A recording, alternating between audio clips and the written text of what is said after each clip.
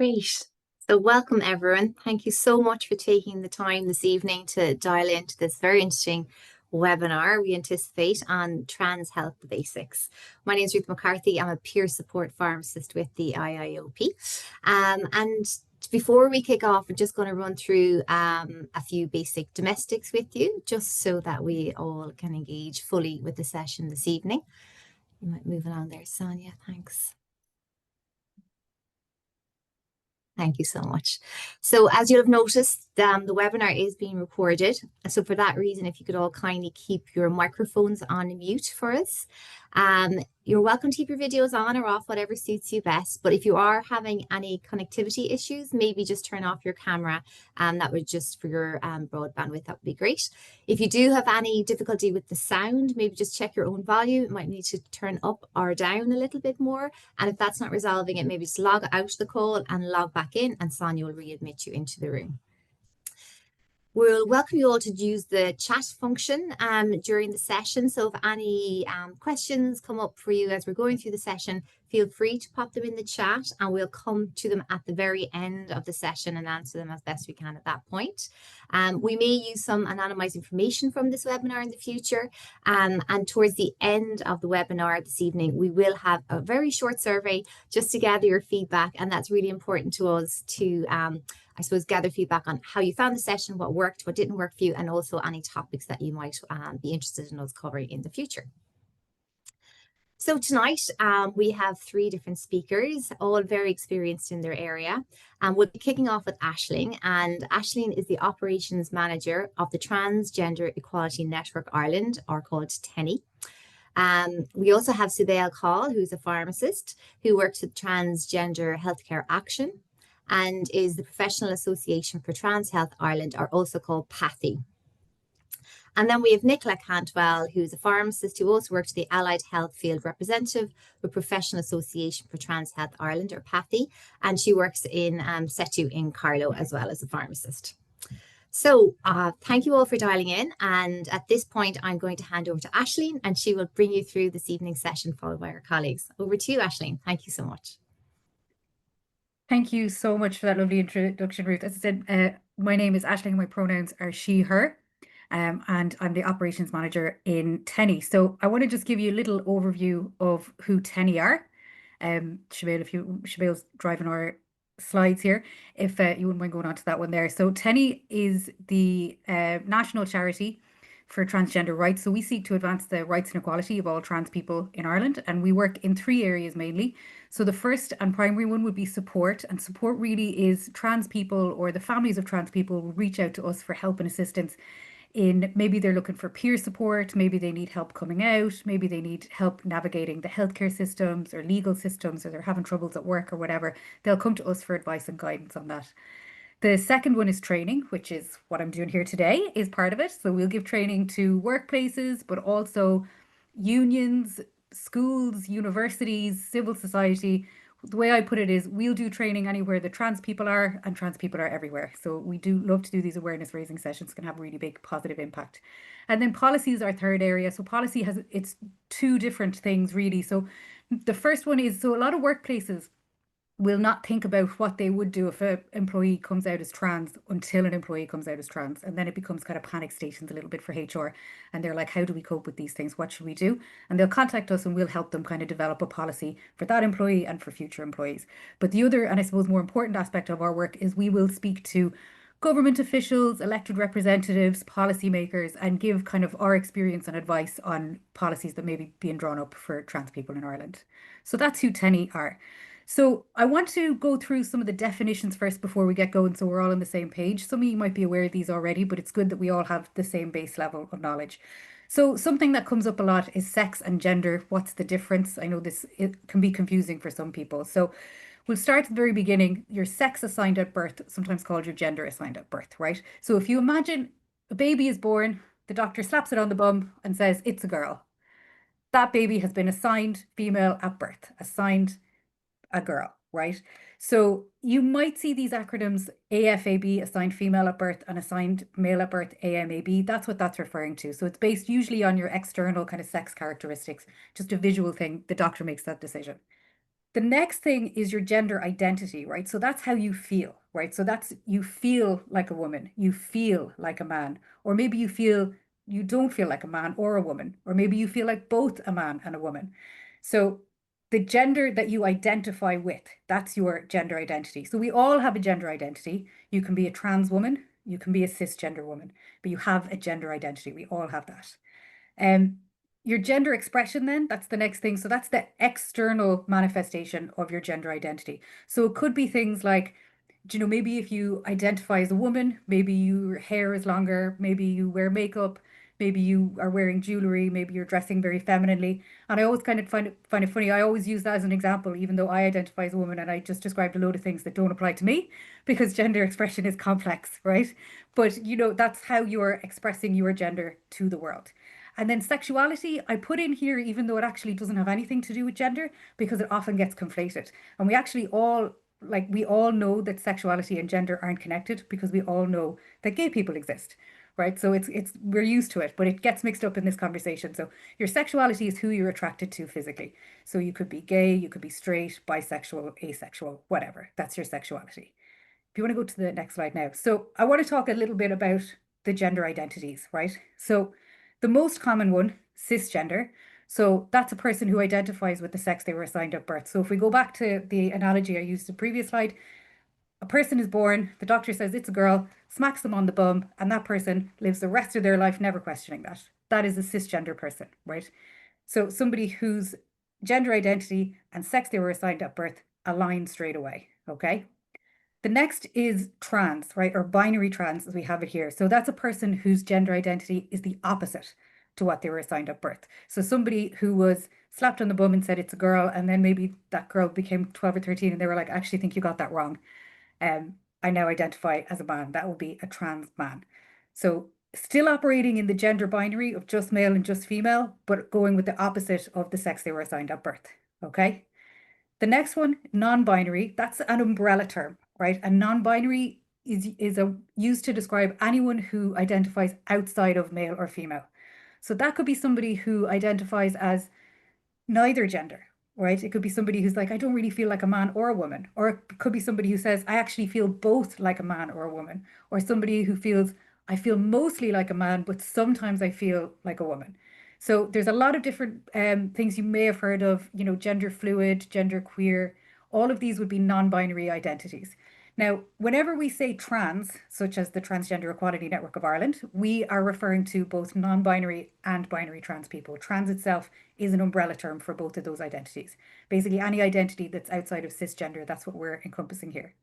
And then intersex as well. I include this because it often gets confused for gender identity, but intersex is actually a medical term. So an intersex person is somebody who was born with ambiguous sex, basically. So they might have ambiguous genitalia. Maybe they have internal reproductive organs that don't match external reproductive organs, or maybe they appear in every way to be either male or female, but then chromosomally they're like XY or XXY. We see a lot of this actually nearly every time the Olympics comes around. There's always one or two elite female athletes who are unfortunately outed as being intersex. Um, Intersex people are actually pretty common. There's about the same amount of intersex people in the population as there are people with red hair, which is interesting. And there's as many types of intersex people as there are intersex people. So they're really very, very unique. The reason it's included here is intersex people will often need a lot of the same treatments as transgender people because they'll often need like the same kinds of HRT or possibly the same kinds of surgeries in their life. So if you want to go to the next slide. So I want to now talk about transitioning. So if you're a trans person, you are going to go through the process usually of transitioning. And that's the process of presenting as your gender identity. Okay. So there are three parts of transitioning, but it's not a step A, step B, step C process, right? Every trans person is going to take some of these things, but not others. Every trans person is going to have a different idea of what completing transition is. So this isn't, not all trans people are going to necessarily do all these three things, but it's important for you that you know about them. So the first one I want to talk about is the social transition. Okay. So that's coming out to your friends, your families, and co-workers. You might change your name, you might change your gender expression, you're going to maybe change your clothes, change your haircut, all those kind of things. Now, I think for cis people, this can seem like the smallest step, but actually it's the biggest. This is in many ways the most difficult of all the types of transition. And the reason for that is coming out to somebody is having a vulnerable conversation. It's standing in front of a person where you don't know how that person is going to react and you're opening yourself up to rejection. So it's an extremely vulnerable conversation. And a lot of us have the privilege of not having to have those kinds of vulnerable conversations in our work with people that we don't necessarily know that well. Trans people don't have that luxury. They have to tell you that they're trans in order for you to treat them as the person they are. So it's a very difficult thing for a person to do, but often leads to great happiness. But it's not easy to come out. The other part of social transition that I think we sometimes as cis people underestimate, right, is people changing their gender expression and how difficult that is for a person to do. So what I like to say is like for cis people, we have all at some point in our lives, maybe when we were in school, maybe we were in college, maybe more recently, we've all made a big stylistic swing, right? We've all decided that we're going to get a risky haircut or we're going to start dressing in a different way. So we all know that vulnerability of like the night before you go into school, you're like, oh my God, what are people going to say when I come into school with this haircut? Or what are they going to do? We've all been in that situation. Trans people have to do that maybe at work, and it's that times a million with the fear of rejection. So it's just important to have empathy for the difficulty of the social transition. Sometimes we might think it's the most simplest one, but it's actually extremely, extremely difficult.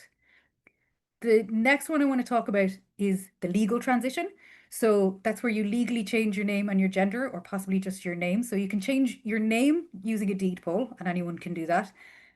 Or you can change, we actually have a great bit of legislation in Ireland, the Gender Recognition Act, which allows a person to change their gender to male or female with just one form. The limitations of that are you can't, it doesn't work for non-binary people, unfortunately, at the moment. But if you're going to be a trans woman or a trans man, you can do one form, you send it off, you can change your name and your gender, comes back to you in a few months, and it's done. And that's when the fun begins, because this is another difficulty that I think we underestimate that trans people have to go through. Once you have your gender recognition certificate, you then have to update your birth certificate, your passport, your driving license, your bank account, your medical card. So we have all had experience just trying to update those things without making any changes, or possibly if any people have gotten married on this call and have changed their surnames, what an absolute headache to go through and add your new names to everything. Like the admin load alone on trans people, I think there should be statutes to them because they have to do all these things. For pharmacists in particular, I just want to highlight that actually one of the hardest things to update is your medical card. So you may have somebody who has legally transitioned and has been living as their gender identity for a number of years, but their medical card is still in their dead name, their old name and their old gender. And that's actually because it's so difficult to change that card. So that's something that you should be aware of just on your system and how you're going to treat that sensitively, basically, just to be aware of it. Um, and I'm going to talk about medical transition, which is the one that you're probably the most interested in. So that's when a person changes their physical appearance by accessing gender affirming care. So that can be in the form of HRT, which you will come across an awful lot, but also things like surgeries. I mean, we've all heard of them, but smaller things that we don't think about is gender affirming care, like laser hair removal is gender affirming care. Electrolysis is gender affirming care. And I always like to say that cis people actually access gender affirming care all the time.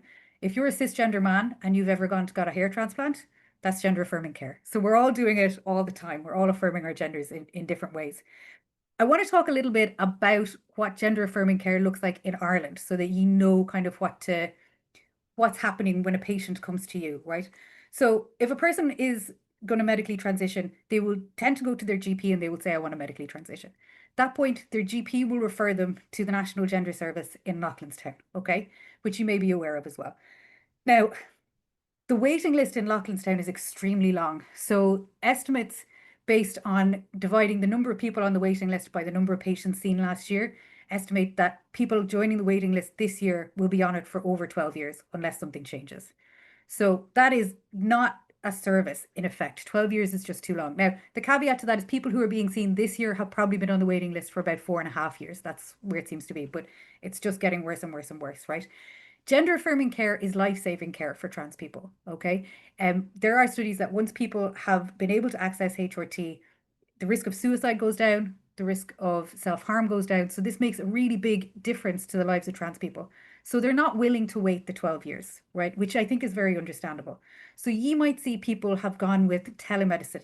such as Gender GP or Mago. I'm sure you've seen it time and time again in your pharmacies. That's a stopgap. Um, People will access those forms of treatment while they're on the waiting list for Loughlinstown. And they'll do that because they need to, because there isn't a pathway where they can access it in Ireland, unfortunately, on the public system. So that's why you might see prescriptions from other EU countries. It's because people are just really desperate for the care. Sibéal, if you want to go to the next slide now. So I want to talk a little bit then just about when you're, I suppose, face to face with a trans person, how can you be respectful, right? How can you, when a trans patient comes into your pharmacy, how can you help them? So pronouns are really important, right? So when a person's pronouns are not respected, if you call a trans woman by male pronouns, you invalidate her gender.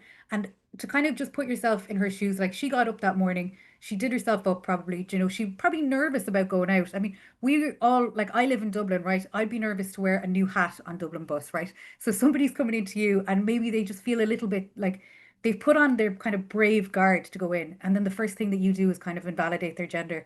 That's going to be such a knock, right? And what it really does is it erodes trust between them and you as their pharmacist. So it's really important that you, when you know somebody has changed their pronouns, that you make a note of it somewhere on your system so that you can respect it the next time that they come in. Um, if you're not sure of a person's pronouns, it's totally fine to ask. So what I would do is I always introduce my pronouns. So I'd be like, hi, I'm Ashling, my pronouns are she, her. And I'd be like, can I ask your pronouns? Or when you're asking their name, just be like, and what pronouns do you use? And think about where you're going to put that on your system so that you have a record of it for them going forward. And the same with, you might have a patient who has been coming into you for years and then they transition and they change their name, but you haven't updated on the system, your system doesn't allow it, whatever. Think about how you're going to put in preferred name. Think about how you're going to do that. And we do that all the time for cisgender patients. We all have, you know, we all know some like man who we've called Jack for our entire lives. And then it turns out that he was like christened Fergal back in the day, but he's never gone by that. So we have mechanisms in place for calling somebody by their non-legal name. We just need to make sure we apply that to trans patients as well. Okay. Now, when you make a mistake, and it is when, because we all make mistakes, everybody makes mistakes and nobody is perfect. When you make a mistake with a person's name or their pronouns, just don't make a big deal of it. Just be like, sorry, correct yourself, and then move on. Don't make a big song and dance because the trans person will feel even more vulnerable. Now, their feelings will be hurt. But if you apologize and you make the effort to correct yourself, it becomes really obvious. It can be really obvious when somebody makes a simple mistake and when somebody's intentionally misgendering you. So just try, apologize, move on. And then what I find really useful when a person changes their pronouns is if I just think to myself, okay, name, pronoun, name, pronoun, name, pronoun, name, pronoun, just for a few minutes, because you just rewire that pathway in your brain. So the next time they come in, you've got it under control. Okay. And what's most important here is when you're doing this, this applies when the patient is in front of you, but almost more importantly, it applies when the patient isn't, and you're discussing that patient with your colleagues. It's really important that it's like allyship is carried into when there's no trans people in the room. That's how you really show up for your patients and let everybody know that that you're going to be respecting them. So that's it from me. Thanks so much for Is that, there anything Ashling. That here? was a fantastic overview. I'm sure everyone here will agree. And I think hopefully giving you kind of some nuance and stuff as well about, we make mistakes all the time in pharmacy, right? We have our tools, our near miss, they do happen to err as human, but a lot of really good information there. I wanted to focus for my part, I suppose, on something that you probably are a bit anxious to find out about, which is the medicines. When I was first looking into this care, I wanted to know, I suppose, like, where do you go? Who do you trust? Because we're the medicines information experts, right? And we're often the first point of contact for patients. So this is kind of the focus of a research project I conducted last year with THA, where we looked at your everyday resources that you have in dispensary. Your BNF, your IMF, your Velfamil, your SPCs. Okay, so what, like, are our meds in there, and what do they say about us? So you will be familiar with a lot of these meds. Recognize them in different contexts, okay? But looking through all these sources, we are not mentioned, okay? So where do you go for like tailored information to this population, I suppose? So it might be a kind of a pertinent question. And these medicines have been around for around 3 decades in the Irish market. They're widely used, and they've been widely used in our care as well.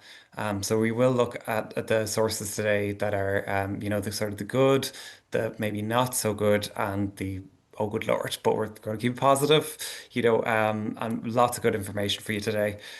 So really your bread and butter, right? It's your primary sex hormone plus or minus a blocker, right? So I want you to look over there to the purple box for me. For trans men, we're going to be giving them testosterone. For adult trans women, we're going to be giving them estrogen plus a blocker. Okay. Your two most common blockers that you're going to see are your Spiro. You recognize that's potassium sparing diuretic, but there's the side effects with that gynecomastia, feminization in men. There's a lot of metabolites, so it can be really useful in our care. Cyproterone. So they're the two most common ones you're going to see. Okay.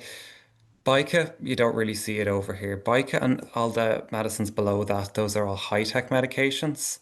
All those other medications there, they are gonadotropin releasing hormone agonists, GnRHA.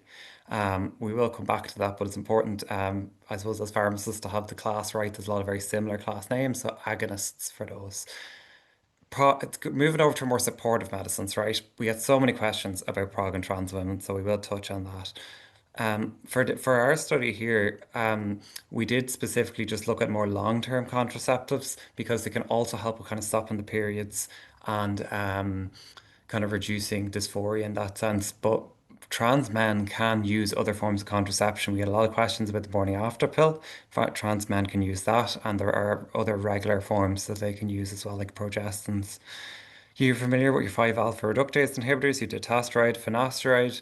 They block the conversion of your T to your DHT, mainly for hair loss, that kind of thing. Some might consider it an anti-androgen, but that's the main way that it works. So we kind of have it more on the supportive side. You will see requests for Amatop and Emla. It's totally, it's just hair removal is really, really painful. They're not really featured in the guidelines, but you will see them. So you're there in your pharmacy and you're turning around, you're trying to get, a sense of the information. Where do you go? As we said, where do we get that tailored information? So the gold standard international guidelines are the World Professional Association for Trans Health, Standards of Care version 8. Now these guidelines are a doorstopper. So they can be a bit overwhelming when I first direct people to them. So we're going to just zoom down onto just one A4 sheet, one appendix here. Appendix C answers most of your medicines questions. And it should help you kind of get started. Really, we could even zoom down further and say it's table 4 that you need only. Table 1, we've got some good visualizations from Rainbow Health Ontario. We have those linked in the resources. They can be good for patient understanding. How will my body change? How long is it going to take? And table 5, the monitoring, PATHI, we've managed to publish recently a blood test quick reference guide based on that. So that's tailored to your Irish labs. Okay. So looking at your Bible here, print this off, put it in your little quick reference Polly Pocket I love to have in my dispensary. You're going to look at this in your own time, but just some highlights, I suppose. Quick questions. You're going to be looking at the estrogen gel. There's no dose there. That's because different formulations, there there's conversions for them, and the best place to go for those will be the British Menopause Society guidelines. Okay, they're fantastic. All your Sandrina and Lenzetto, Estrogel, has patches and other forms too. Zoom down then to your blockers, right?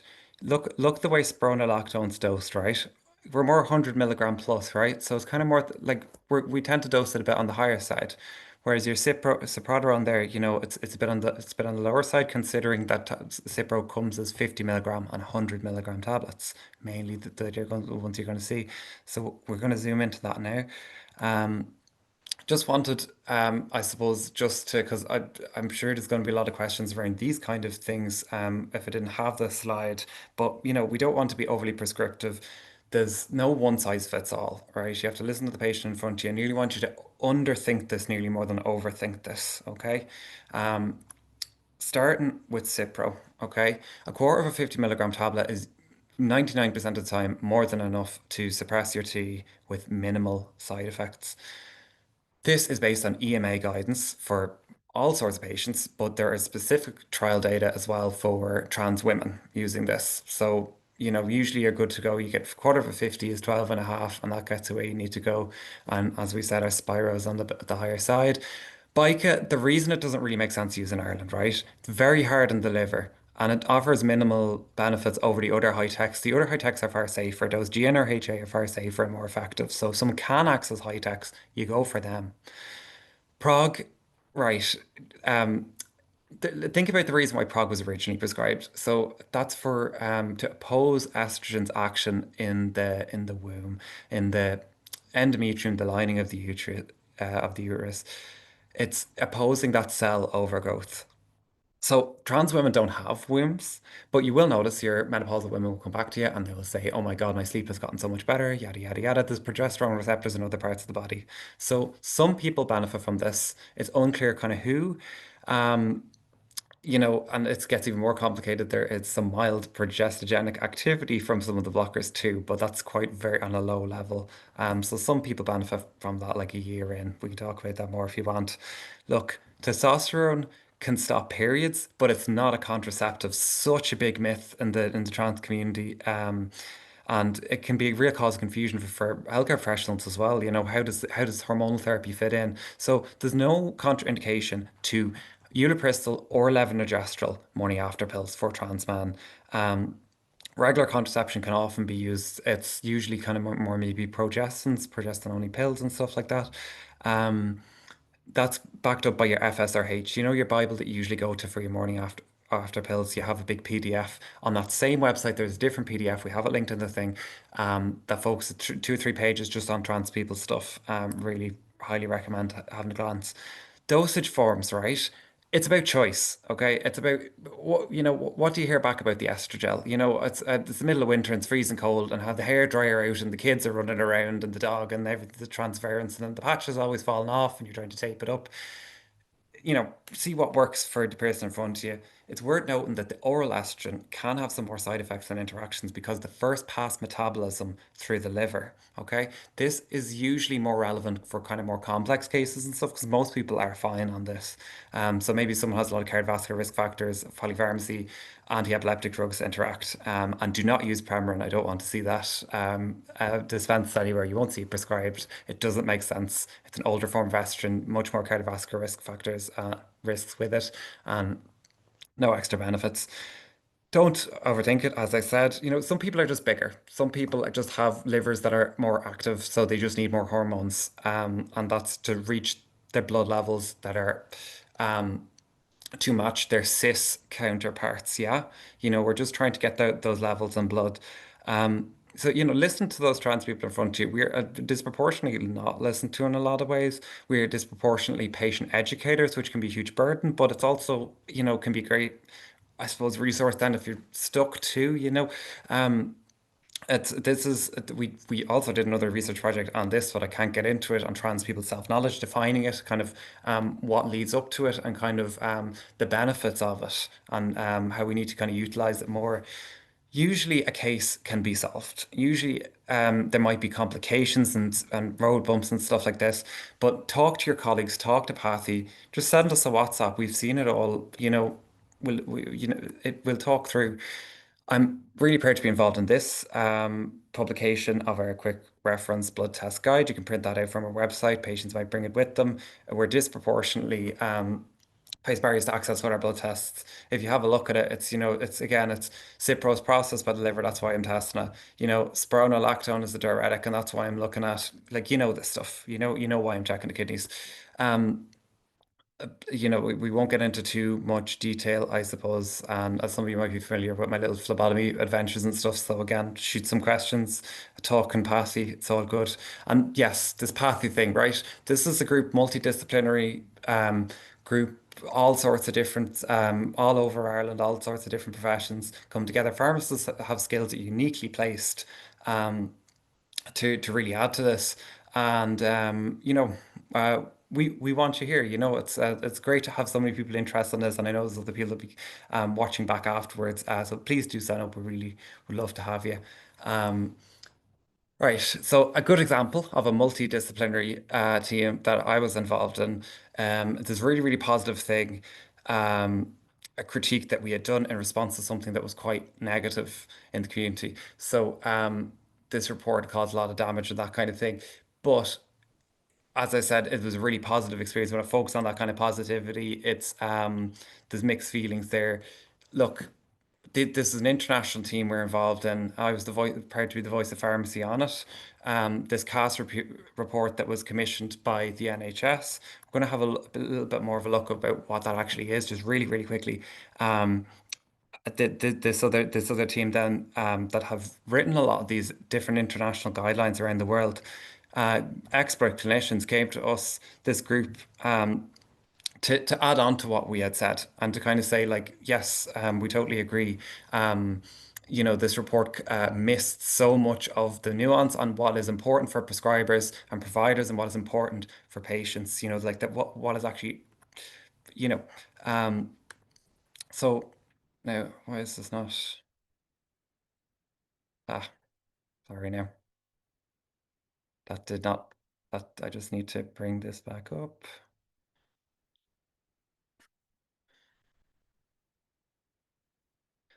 I suppose I'll just keep talking as we're loading this back up. So, so basically, this report, as I said, One of us can try and share if you've got. Oh, You've yeah. got it. I'm Perfect. nearly sorry.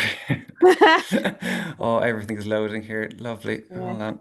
Pharmacists and We can see technology and that. computers. I know. Desperate. Always our bane of our existence. Anyway, look, we're going to fly through this, right? We talk about door stoppers, right? But then this focus here, it's only on youth for this report. But Amnesty International correctly predicted, unfortunately, that it would be used to weaponized against adult care, even though it's not investigating that, okay? There's no impact on adult care. We used a Cochrane recommended risk bias and systematic review tool, okay? We looked at these 7 different reviews, the different domains within them. It was red across the board, okay? High risk of bias, really concerning stuff. The double standard side of thing, right? So there's so much observational data has been built up over the years, and the bars to the ceiling with those, right? Studies rejected left, right, and center to build up a consensus and say, oh look, there's no evidence, there's nothing. But then all of a sudden, when they make recommendations, the bar is on the floor. Okay, there's no follow through from the evidence that they gathered. And look, we just really feel misrepresented and that we let down by this basically. We're seeing this used as an excuse to restrict our care sort of thing by people that kind of half read it, all these kind of old myths resurfacing that have no basis in reality or science, and any community member, clinician you talk to that has any experience in this care will tell you. Look, this is a part that I was really involved in, this kind of limitation section. You have to be honest with your weakness when it comes to research.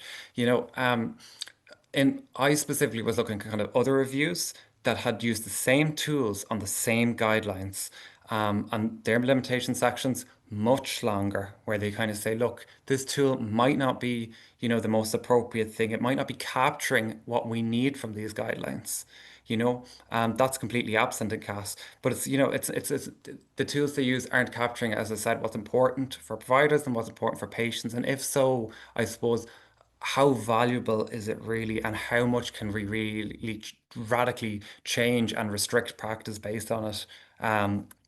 Look, as I said, look, I don't want to be all doom and gloom. There's a lot going on in the world right now, and you know that, right? We need your help. We need your support. We need you to join up to PATHI. We're so glad to have all of you here. And ultimately, this thing that we did, that, even critique produced, it's been such a positive thing. It's been us using our expert voices to actually engage and listen to the people that are affected and that use these medications, and that that you do that all the time as pharmacists and advocating for your patients. I see it every day on the groups and everything. I'm going to pass it on to Nicola now before I rabbit the night away here. She's going to go through kind of what we're doing really well in pharmacy, and to just give you the pat on the back, but also kind of where we can do better too. So take it away, Nicola. Okay, thanks a mil, Sibéal. I suppose the one positive that we took out of CAS was that they recommend education for all healthcare professionals, and that's something that I sort of started doing. I know you've all heard me rabbiting on about my masters that I still haven't actually written, but I did research with a group of the trans community and the advocacy groups, and what we did was we put a survey together and went out to see what the community felt about their pharmacy and how they got on. So 67% used their local pharmacy for all prescriptions. 15% went to a different pharmacy for gender affirming care. 32% felt uncomfortable or discriminated against in a pharmacy, and 63% felt anxious or stressed about going to pharmacy. 30% delayed going to pharmacy over concerns about how they are treated, and 33% felt that they needed to educate the pharmacist in relation to their education and why they were taking it.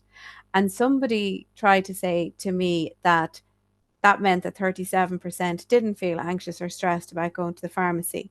But if we take trans health out of the equation and we put in asthma, Parkinson's, or diabetes, how would you feel then?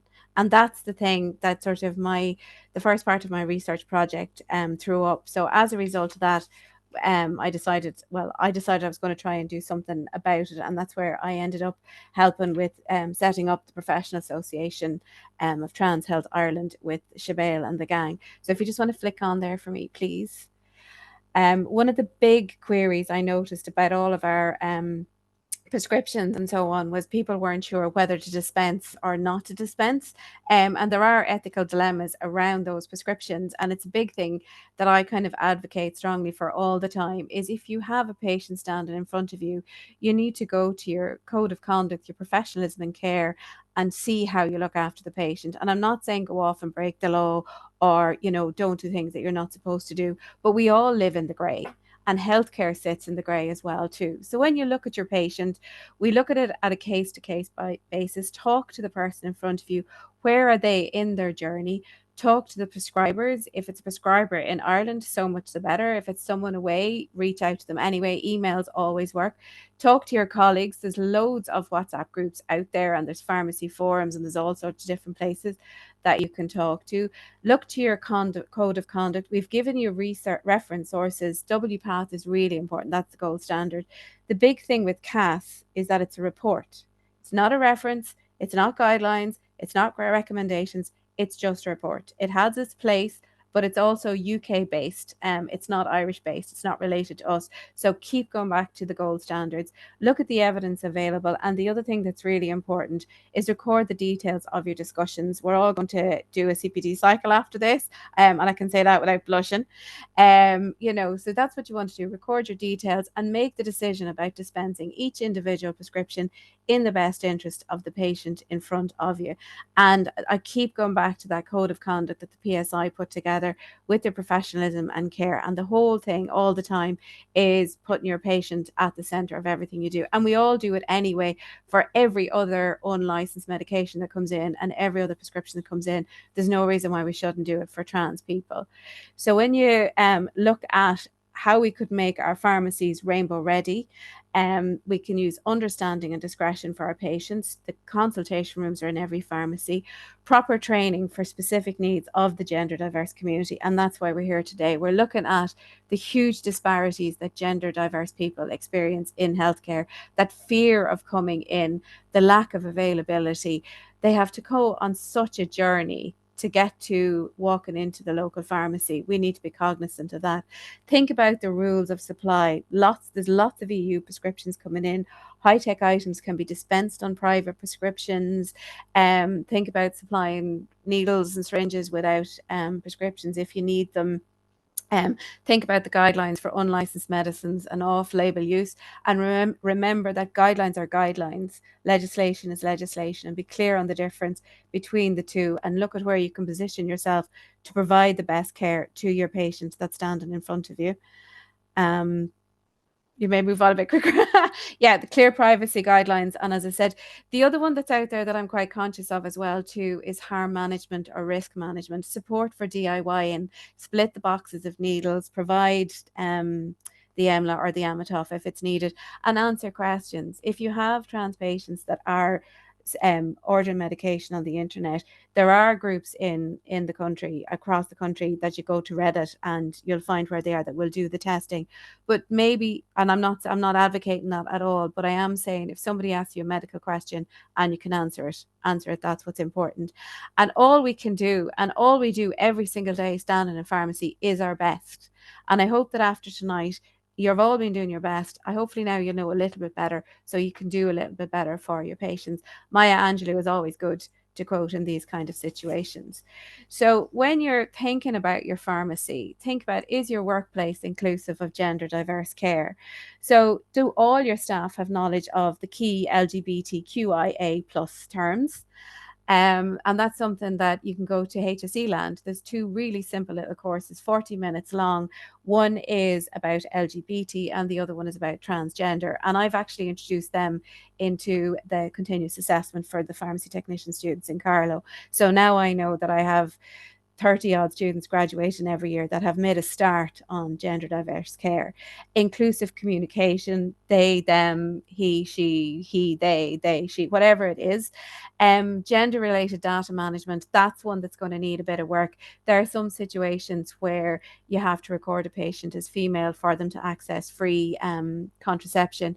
We came across it recently in the options support line for the clinical abortions in CareDoc. We had somebody contact us whose partner was transgender man and just couldn't engage in the conversation, and there was no algorithm on that system. So we need to think about where we need to look at our data management and how we can collect it. And I definitely have a big issue with situations where things like HRT has suddenly been transitioned across to PrEP on computer systems. You know, I don't want workarounds in this situation. We need to do things right for people. And we also want visible symbols of support. So you can see my Rainbow Ready Pharmacy picture there on the side. Train staff, try and have your staff trained to be respectful. Think about, you know, what people might need in terms of maybe hair removal or looking after skin and so on and so forth. Knowledge and patient-centered care is huge. And just to end it on a positive note, 30% of the participants in my survey said that they thought pharmacists were doing their best despite the constraints of the healthcare system. And that kind of reassured my faith in pharmacy. And it was most important of all, you can have all of these things, but unless your workplace or your pharmacy is not somewhere that the gender diverse community can feel safe, cared for, and empowered, none of the rest of it counts. And we do it all the time. So the big takeaway for me today is look at your gender diverse pharmacy and make it welcoming and make it empowering. So we're doing a good bit of work between ourselves. You'll find there's a whole gang of us doing a lot of work around the place. So we're putting together training for pharmacy technicians and pharmacy support staff with TENI. So keep an eye on that. We'll be circulating that. We're doing research into the educational needs of pharmacists and to look at how we can put a proper gender diverse healthcare module in place. And we will be looking at the new schools of pharmacy to talk to them about and the existing schools of pharmacy as well. Ruth, don't forget all of them as well too. See where we can put that into undergraduate. We've training programs under construction with PATHI for primary and allied healthcare professionals. And we would welcome anybody who's on the call here tonight. It doesn't matter where you're working, whether you're a patient, an advocate, a pharmacist, a pharmacy technician, an ally, it doesn't matter. We just want you in it. We're like the old ads for the armies where they want you. So we'd love to see people signing up because we need to make sure our approach is balanced, fair and appropriate, and that we have as much representation and input as we can get in. And the other one, and this has been a kind of dream of mine, is the Rainbow Ready pharmacies. What I'd love to do is you've got the Crystal Clear pharmacy and we've got the Safe pharmacy, and I'd love to get a Rainbow Ready pharmacy program up and running where staff will be trained. There'll be a little symbol in the corner of the window and people will know that they can come in there, they can feel safe, they can get informed healthcare and they get what they need. So if people want to scan that QR code, they can sign up and I'll be hunting you all down in September to get a bit of help from you to put that into place. And I think that's my last slide. The rest of them are just a heap of resources to keep you all busy. We've reference resources and there's lots of different places there.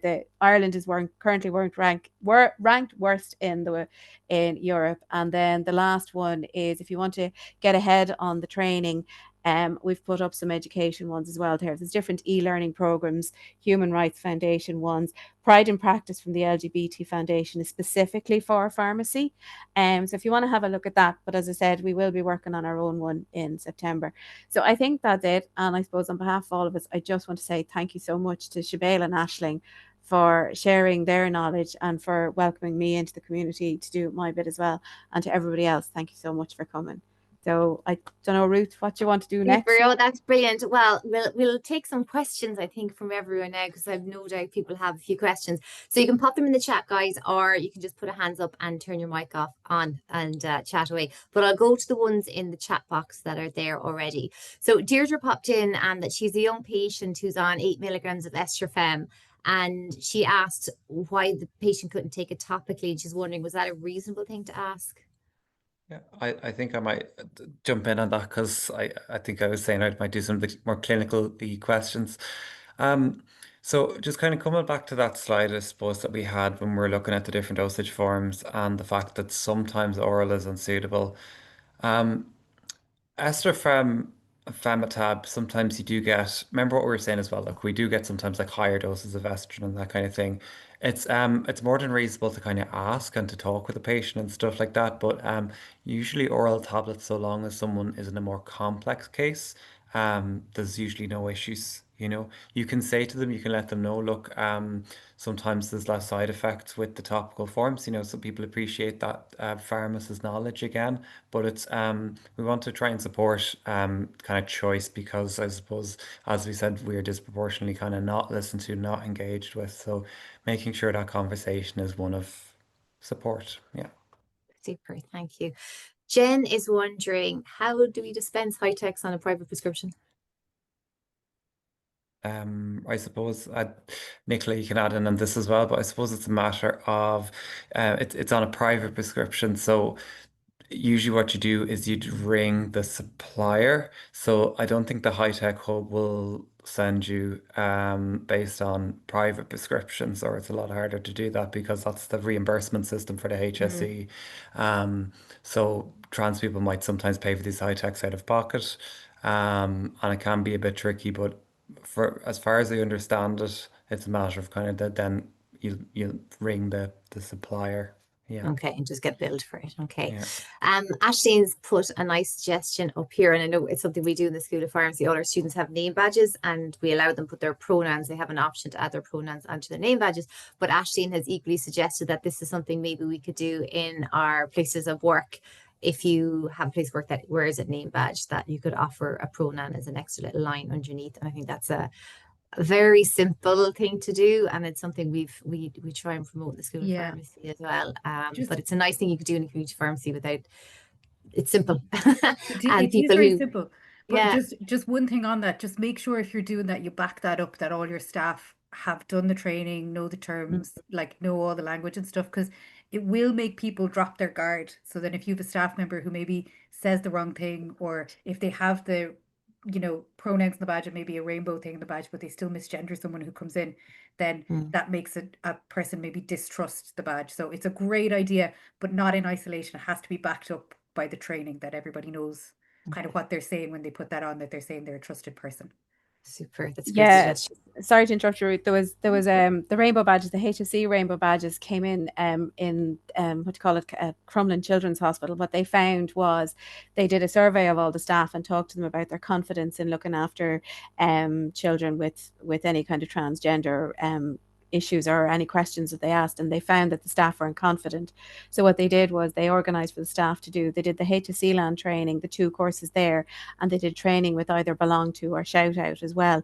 So it meant that they knew exactly what was involved, and then they gave the HSE rainbow badges to the staff in Crumlin, and it made a huge difference to the confidence of the children when they were talking to people.